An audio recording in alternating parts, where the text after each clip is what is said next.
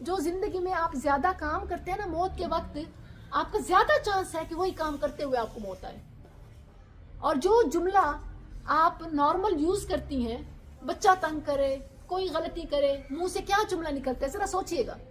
ہر کوئی اپنے اپنے بارے میں سوچے کہ میں جب مجھے کوئی تکلیف پہنچائے یا کوئی برا منظر آئے، میرے منہ سے کیا نکلتا ہے. کیونکہ موت کا منظر بھی آسان نہیں ہے، وہ بھی تکلیف کا ہے. تو جو زندگی بھر آپ کا جملہ چھوٹی چھوٹی تکلیفوں پہ چوٹ لگی، یا اسی طرح کسی نے کچھ غلط کیا، کوئی بری خبر ملی، زندگی میں چھوٹی چھوٹی تکلیفوں پر جو جملہ جو کام آپ کرتے ہیں، زیادہ چانسز ہیں کہ موت کے وقت بھی وہی جملہ اور وہی کام آپ کرنے لگ جائیں. کیونکہ موت بھی آسان نہیں ہے. اللہ اکبر. اور کئی ایسے اموات، بلکہ اگر آپ دیکھیں تو میں پڑھ رہی تھی، اسی کو اسٹڈی کر رہی تھی، ایک ٹرک ڈرائیور کا تھا کہ وہ چونکہ ہر وقت وہ ہارن بجانا اور کولیگز سے جس طرح باتیں کرتے ہیں ڈرائیورز وغیرہ، تو اس کی موت کے وقت وہی باتیں اس کی زبان پہ آ رہی تھی. اور ایک اور شخص کا تھا کہ وہ بکثرت درود پڑھتا تھا، تو موت کے وقت وہی درود اس کے زبان پہ جاری ہو گیا. اور یہ واقعی ایسے ہے.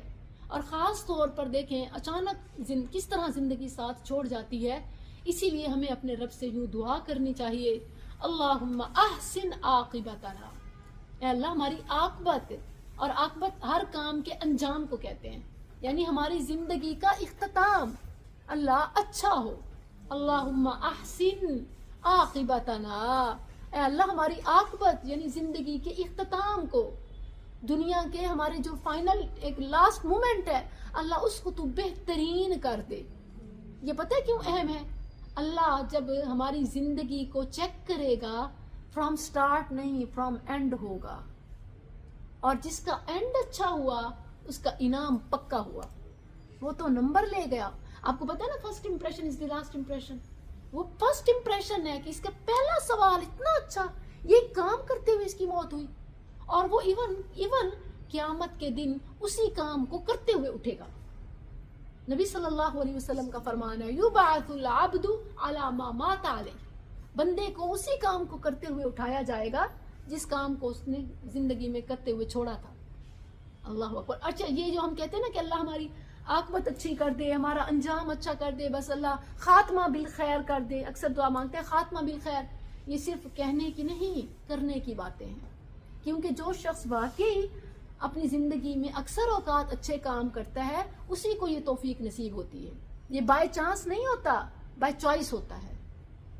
خاتمہ بالخیر بائی چانس نہیں ہوتا کہ اچانک کسی کو سجدے میں موت آ گئی.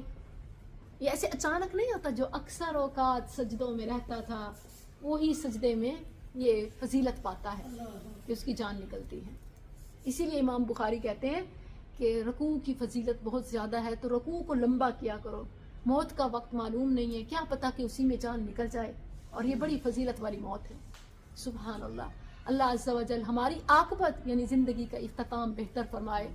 اللہم احسن عاقبتنا فی الامور کلیہا، ہر کام کا انجام اللہ بہترین کر دے، اور زندگی کا اختتام بھی اللہ بہترین کر دے. اللہم احسن عاقبتنا فی الامور کلیہا واجرنا من خزی الدنیا وعذاب الآخرہ. اللہ دنیا کی رسوائی سے اور آخرت کے عذاب سے ہمیں پناہ نصیب فرما.